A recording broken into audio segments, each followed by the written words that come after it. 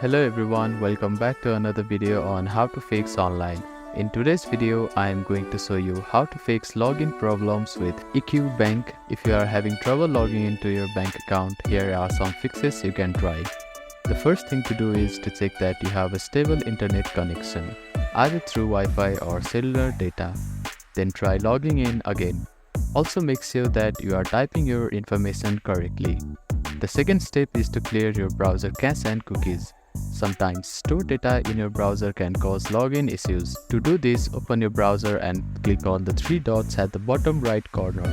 Then find the history button. After clicking on the history button, you can find the delete browsing data button. Click on it, then select the time range as all time. Now click on delete browsing data and confirm it once again. After that, your browser cache and cookies will be cleared. Then simply try logging in again. You can also try updating your browser. Open your App Store or Play Store and search for your browser. Check if there are any updates available for your application. You will see an update button. Tap on it to download the latest version of it. If the issue still persists, try accessing the login page using a different web browser or device.